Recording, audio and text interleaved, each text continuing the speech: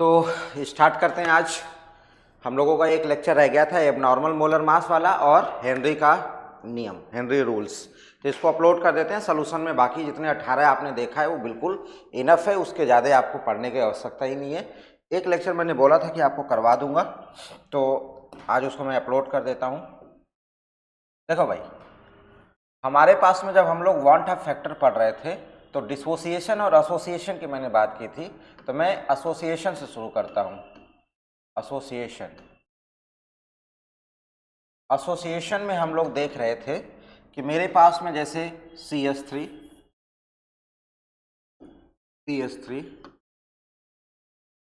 COOH के 2 moles थे। तो हम ये कर क्या रहे हैं, इसको कुछ इस तरीके से भी लिख सकते हैं। ये बात मैंने आप लोगों की बताई होगी एसोसिएशन और डिसोसिएशन कॉन्सेप्ट पढ़ाते समय। COH और यहाँ पे ये क्या कर रहा है, एक इंटरेक्शन से क्या हो जा रहा है, इंटरकनेक्ट हो जा रहा है। एक इंटरेक्शन से इंटरकनेक्ट हो जा रहा है और हो जा रहा है एक। यहाँ पे आपके 2 मोल्स या 2 मॉलिक्यूल्स थे और यहाँ पे आपका 1 मॉलिक्यूल्स है ना। तो आप यहाँ पे लिखते क्या हो कि I इज इक्वल टू क्या लिखते हो, total number of mole, total number of mole of solute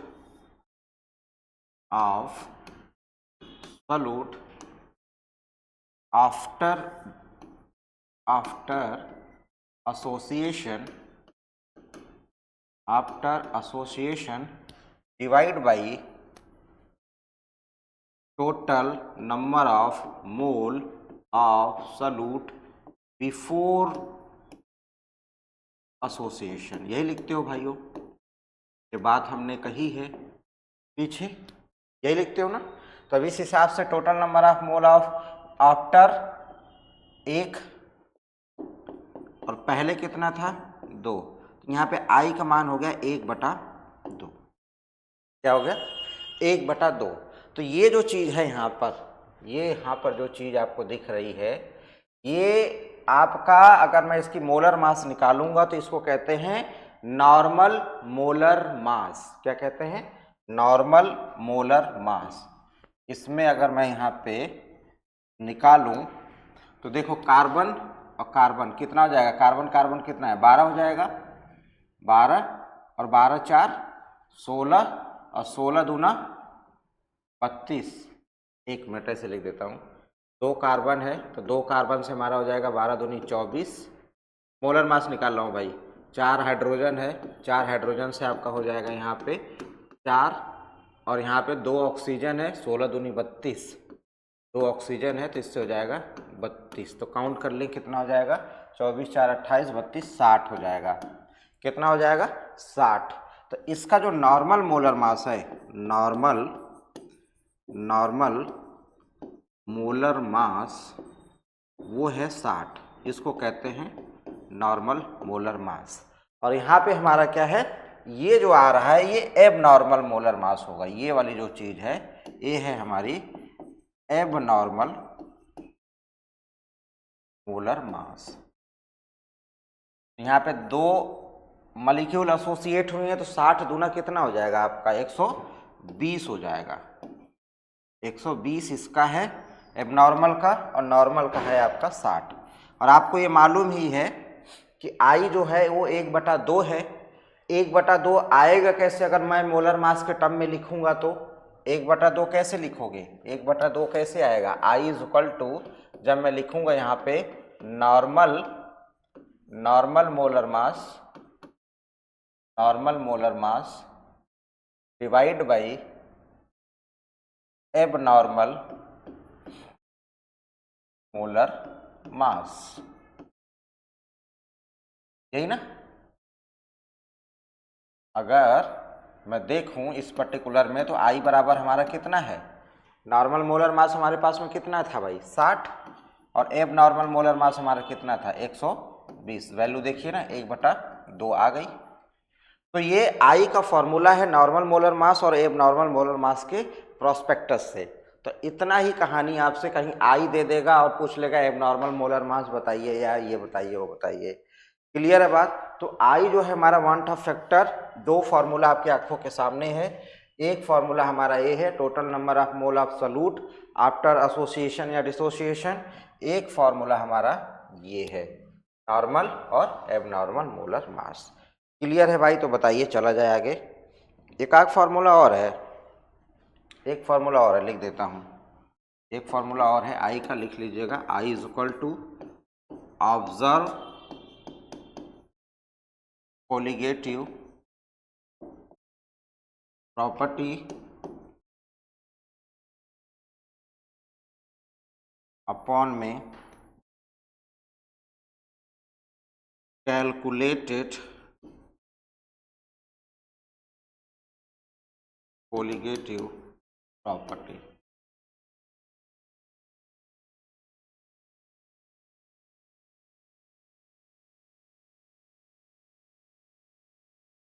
ठीक है। एक तो ये है, एक तो ये है, और दूसरा एक ये है, एक ये है। ये तीन फॉर्मूला आई के लिए, वांट ऑफ फैक्टर के लिए आप अपने दिमाग में भर के रखिएगा, आपका यहाँ से हो जाएगा खत्म। अब मैं आप लोगों को लेके चलता हूँ, मोस्ट इंपॉर्टेंट पोर्शन जो है आपका वो है हेनरीज लॉ। हेनरीज लॉ पढ़ाने से पहले आपको मैं सॉल्युबिलिटी के बारे में समझाऊंगा। सॉल्युबिलिटी समझ लोगे तब जाके हेनरी बहुत अच्छे तरीके से समझ में आएगा। सॉल्युबिलिटी हेडिंग डाल लीजिएगा, सॉल्युबिलिटी, सॉल्युबिलिटी।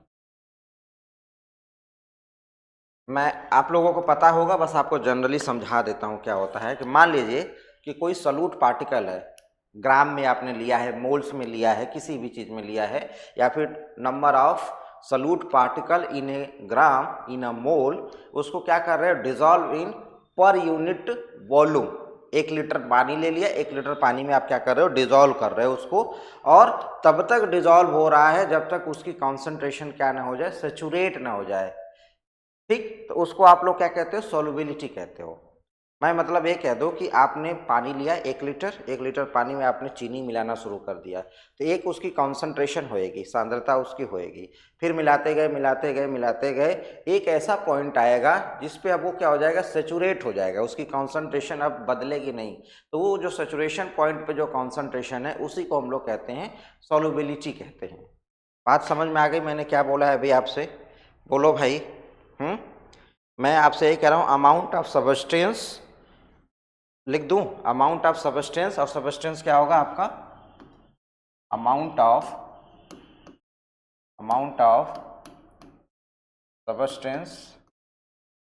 सबस्टेंस आपका solute in a gram or mole dissolve, amount of substance in a gram or mole dissolve in a per unit volume. अब पर यूनिट वॉल्यूम तक आप डिजॉल्व कर दोगे तो होगा क्या, बोलो भाई, बोलो। जब पर यूनिट वॉल्यूम तक डिजॉल्व कर दे, और तब तक डिजॉल्व करना है जब तक वो सैचुरेट सोल्यूशन ना दे दे, to form a saturate solution. Is called solubility. वही है कॉन्सेंट्रेशन वाला टर्म्स, जहाँ पे सैचुरेशन पॉइंट पे कॉन्सेंट्रेशन, उसी को सॉल्युबिलिटी कहते हैं। तो आप कितना सॉल्यूट मिलाते जा रहे हो कि अब वो उसका सैचुरेशन आ चुका होगा, उसको हम लोग सॉल्युबिलिटी कहते हैं। तो जो सॉल्युबिलिटी होता है डिपेंड्स ऑन सॉल्युबिलिटी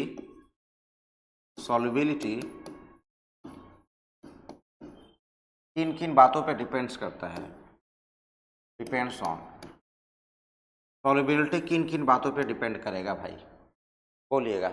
सबसे पहली बात ये है कि वो सॉल्वेंट कैसा है, सॉल्यूट कैसा है, उनके नेचर पे ही डिपेंड करने वाला है ना। तो हम यहाँ पे क्या करने वाले हैं, नेचर ऑफ, यहाँ पे क्या करने वाले हैं, nature of solvent and solute, nature of solvent and solute, इसके नेचर पे डिपेंड करेगा। और इम्पॉर्टेंट बात है, और दूसरी चीज है यहाँ पे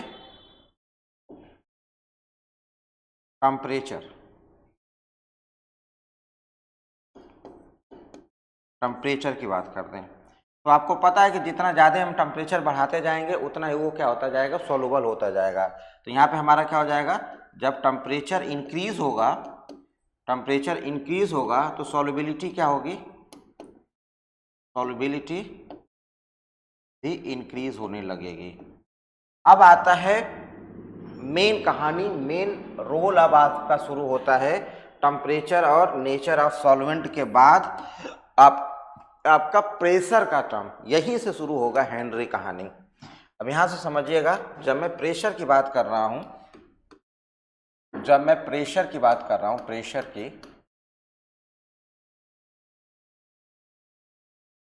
प्रेशर वाले में हो क्या रहा है, प्रेशर वाले में एक चीज ये है कि अगर आप लिक्विड की तरफ भागे या सॉलिड की तरफ भागे, तो क्या होगा कि ऑलरेडी बहुत कंप्रेस होते हैं। मैं यहाँ पे अगर लिखूं कि फॉर द लिक्विड और सॉलिड, या सॉलिड या फिर लिक्विड, सॉलिड या लिक्विड के केस में प्रेशर इंक्रीज करने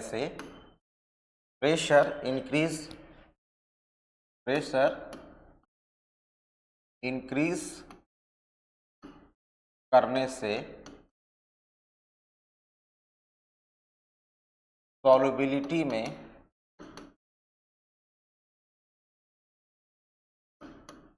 कोई खास प्रभाव नहीं पड़ता।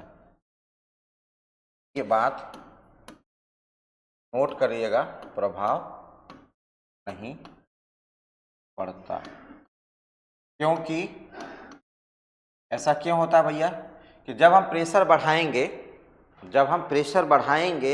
तो वो क्या होगा, कंप्रेस होगा, दबेगा। तो ऑलरेडी हमारा जो सॉलिड होता है वो मैक्सिमम कंप्रेस होकर बैठा होता है। उसी तरीके से लिक्विड भी कंप्रेस रहता है। ऑलरेडी देखते हो आप लोग, स्टेट ऑफ मैटर पढ़ते हो तो कहते हो कि सॉलिड के मॉलिक्यूल बिल्कुल पास हैं, तो उनको कंप्रेस करना आपके लिए टफ काम है ना। और जब तक वो कंप्रेस नहीं होगा, गैस लिक्विफाई नहीं होगी, सॉल्युबल नहीं होएगी, या फिर कोई भी चीज़ नहीं हो पाएगी जब तक उसमें कंप्रेसिबिलिटी जैसा कुछ टर्म्स ना आए। तो यहाँ पे हम लिख सकते हैं, क्योंकि सॉलिड और लिक्विड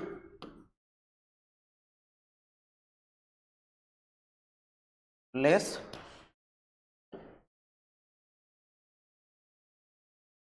कंप्रेसिबल होते हैं।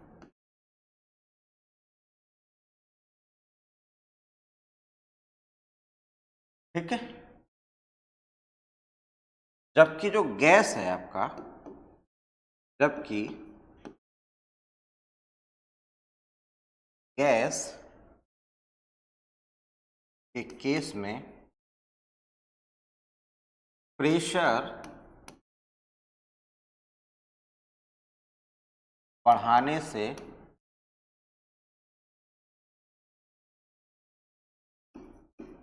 सॉल्युबिलिटी में चेंजेस आते हैं। यहाँ पे क्यों भाई, क्योंकि कंप्रेस हो सकता है, क्योंकि गैस मॉलिक्यूल इजली कंप्रेस हो सकते हैं, क्योंकि गैस मॉलिक्यूल इजली क्या हो सकते हैं, कंप्रेस हो सकते हैं। बात क्लियर है। तो हम हेनरी ने जो बोला था, हेनरी का जो कॉन्सेप्ट था, हेनरी ने ये कहा था कि गैस मॉलिक्यूल की सॉल्युबिलिटी इन अ लिक्विड, इसके बारे में उन्होंने बात की थी, है ना। हेनरी जो थे, हेनरीज, इन्होंने क्या बोला कि जो कोई भी गैस मॉलिक्यूल है, गैस मॉलिक्यूल गैस मॉलिक्यूल की सॉल्युबिलिटी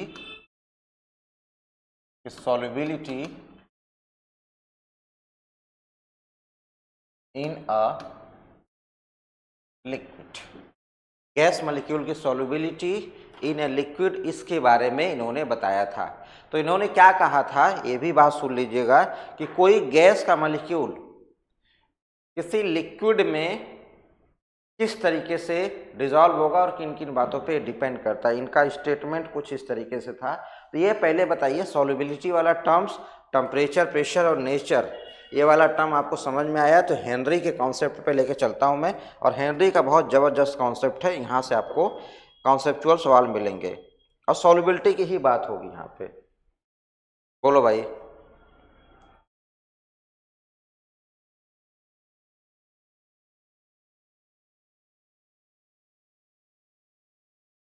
चले चलिए, हेनरीज लॉ लिख लीजिए, अब हेडिंग डालिए, Henrys.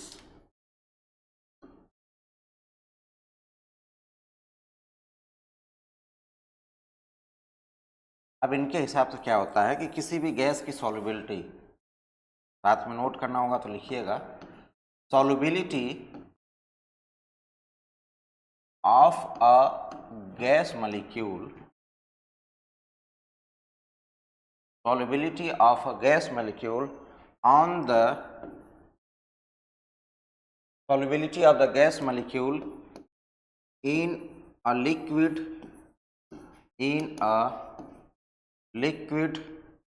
is directly proportional to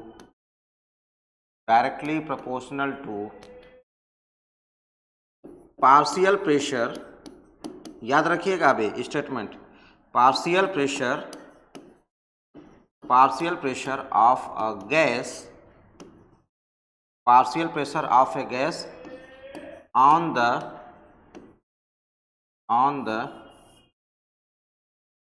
surface of liquid. ये देखिएगा इन्होंने क्या बोला कि कोई भी गैस की जो सॉल्युबिलिटी होगी किसी भी लिक्विड के अंदर, वो इस बात पे डिपेंड करेगा या इस बात के डायरेक्टली प्रोपोर्शनल है कि वो जो गैस है उस लिक्विड के सरफेस पे कितना प्रेशर लगा रही है, उस पे वो डिपेंड करेगा। इट मीन्स कि अगर मैं कहूँ कि solubility of a gas is directly proportional to A, तो ये बात बिल्कुल सही है कि जितना ज़्यादा से ज़्यादा प्रेशर लगाएगा उतना ही हो जाएगा, डिजॉल्व होना शुरू हो जाएगा।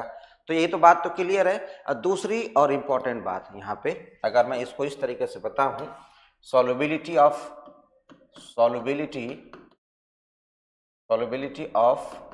गैस इन अ लिक्विड, तो आप लिखोगे directly proportional to partial pressure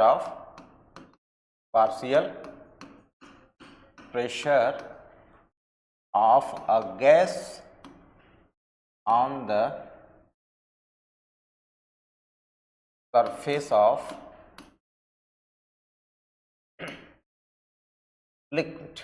दूसरी बात ये समझिएगा कि जितना ज़्यादा से ज़्यादा आपका क्या होगा, अमाउंट होगा, मोल फ्रैक्शन होगा। मान लीजिए इस कमरे के अंदर 10 लोग हैं, तो इन 10 लोग की वजह से पार्शियल प्रेशर जनरेट हो रहा है। अगर ये 20 लोग हो जाएंगे तो इस कमरे में पार्शियल प्रेशर ज़्यादा हो जाएगा, 30 लोग हो जाएंगे तो और पार्शियल प्रेशर बढ़ जाएगा। इट मीन्स कि अगर गैस के मॉलिक्यूल्स अगर बढ़ते चले गए, अमाउंट ऑफ गैस के मॉलिक्यूल्स या मोल फ्रैक्शन के टर्म में अगर बात करूं, वो अगर बढ़ता चला जाएगा तो प्रेशर भी क्या होता जाएगा, इंक्रीज होता जाएगा। और प्रेशर इंक्रीज होगा तो आप भी कह रहे हो कि डायरेक्टली प्रोपोर्शनल टू सॉल्युबिलिटी, तो इसका मतलब वो उतना ही सॉल्युबल होता चला जाएगा। तो हेनरीज ने ये भी कहा कि मोल फ्रैक्शन ऑफ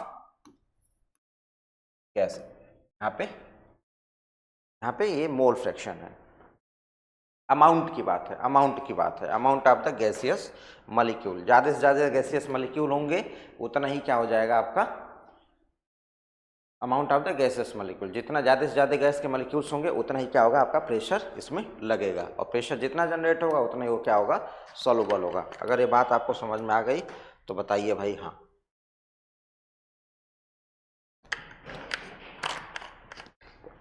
ठीक है, तो इस हिसाब से देखें तो जो हमारा पार्शियल प्रेशर है वो ये भी लिख सकता हूं मैं कि partial pressure of a gas, ये बात लिख सकता हूं क्या, बताइएगा। Partial pressure of a gas on the surface of liquid is directly proportional to amount of gaseous molecule। Clear बात हो गई होगी गैस, ठीक, क्लियर। तो इसको मैं स्मॉल p से डिनोट कर रहा हूं, ये डायरेक्टली प्रोपोर्शनल टू आपका जाई ए गैस है।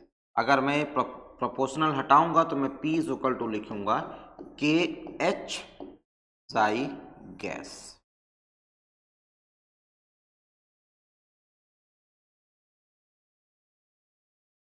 ठीक, जहां पे आपका के एच क्या है, के एच है आपका हेनरी कांस्टेंट, हेनरी कांस्टेंट, ठीक है। और हेनरी कांस्टेंट डिपेंड करता है सॉल्वेंट के नेचर पे और सॉल्यूट के, depends on nature of solute and solvent, या फिर कह लो डायरेक्टली सॉल्यूशन पे डिपेंड करता है कि कैसा सॉल्यूशन है। हर सॉल्यूशंस के लिए अपना अलग अलग होगा, या डिपेंड ऑन सॉल्वेंट कह लो, सॉल्यूट कह लो, ये सब बातें बोल सकते हो, इस पर कोई दिक्कत नहीं है।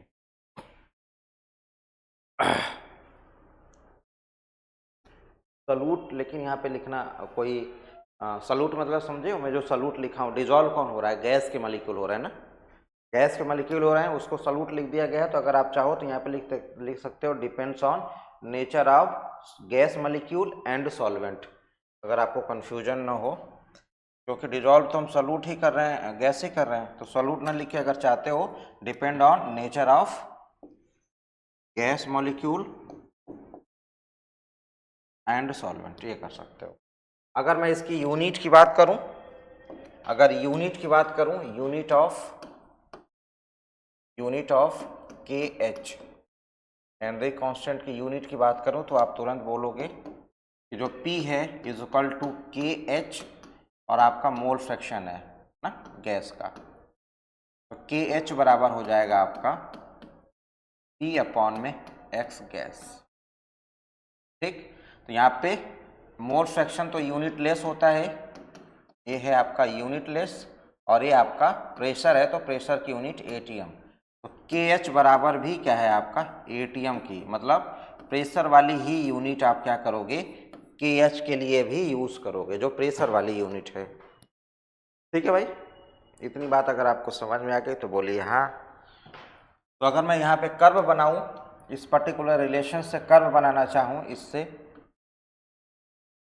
तो कर्व हमारा कुछ इस तरीके से बनेगा। यहाँ पे हमारा पार्शियल प्रेशर है, यहाँ पे हमारा अमाउंट ऑफ गैस है, और ये ओरिजिन से पास होता हुआ ऐसे निकलेगा। यहाँ पे हमारा अगर हम स्लोप बनाए थीटा, तो आप लोग कहते हो tan थीटा या फिर कहते हो स्लोप, तो क्या हो जाएगा यहाँ पे के एच, तो आपका जो स्लोप है के एच। ठीक, P for partial pressure, amount of gas, आपका हो जाएगा। ठीक, इतनी बात समझ में आ गई तो बता दीजिए, और यहीं से अब आपका कॉन्सेप्चुअल सवाल यहीं से शुरू रहता है। अब आपको मालूम है क्या कि जो आपके एक्वेटिक एनिमल्स होते हैं, जो पानी में रहने वाले आपके जीव जंतु हैं, वो क्या होते हैं कि ठंडे पानी में बहुत अपने आप को अच्छा फील करते हैं ठंडे पानी के अंदर, और वही पानी गर्म हो जाए तो वो मरने लगते हैं। तो इसके पीछे का वजह ये हेनरीज का लॉ भी है। यहाँ पे मैं आपको समझाता हूँ कि ये स्टेटमेंट, ये जो आ रहा है सारे स्टेटमेंट वाले सवाल हैं यहाँ से, अगर हम यहाँ पे कर क्या दें कि टेम्परेचर इंक्रीज कर दें, क्या कर दें, टेम्परेचर इंक्रीज कर दें। तो टेम्परेचर इंक्रीज करने से आपको क्या पता चलेगा, क्या पता चलेगा कि जितना हम टेम्परेचर इंक्रीज कर देंगे तो जो सरफेस है उस सरफेस पे वेपर प्रेशर, हमने क्या कहते हैं, पार्शियल प्रेशर ऑन सरफेस। तो जब टेम्परेचर इंक्रीज करेंगे तो वो ऑन सरफेस से तो उड़ना शुरू कर देगा, जब उड़ेगा तो उस जगह पे क्या हो जाएगा, partial pressure of a gas on a surface decrease होने लगेगी, राइट। मैं यहाँ पे लिख सकता हूँ क्या, पार्शियल प्रेशर ऑफ अ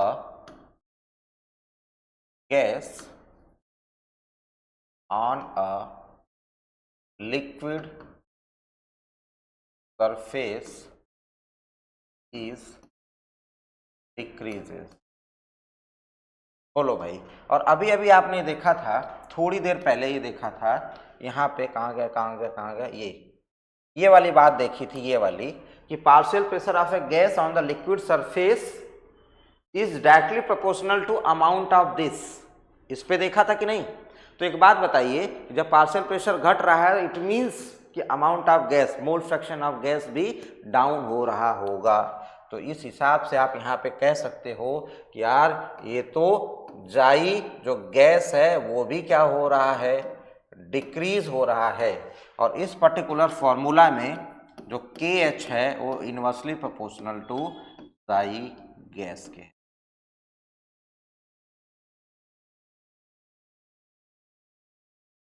जाई गैस के है।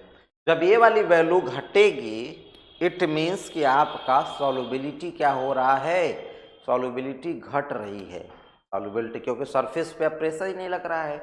यहाँ पे जब हम आ रहे हैं तो यहाँ से हम क्या कह रहे हैं कि सॉल्युबिलिटी, और किस चीज़ की सॉल्युबिलिटी, अब आपके दिमाग में आया होगा कि सर ने तो एक बार टेम्परेचर जब इंक्रीज करेंगे तो सॉल्युबिलिटी बढ़ेगी लिखी है, यहाँ पे कहाँ गया टेम्परेचर वाला कहानी, यहाँ पे तो सर ने लिख दिया कि टेम्परेचर इंक्रीज होगा तो सॉल्युबिलिटी इंक्रीज होगा।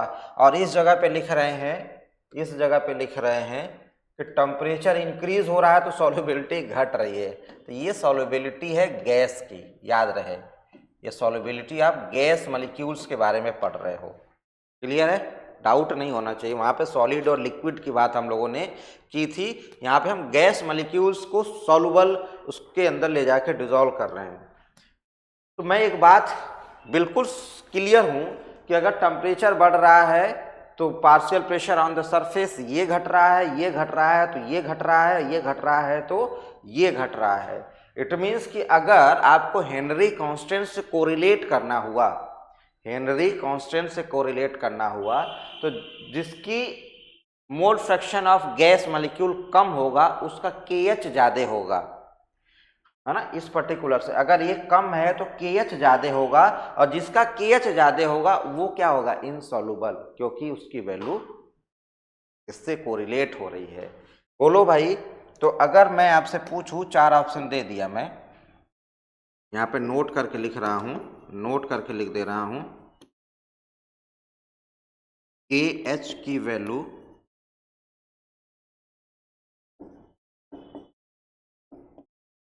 इस गैस मॉलिक्यूल के लिए ज़्यादा होगी,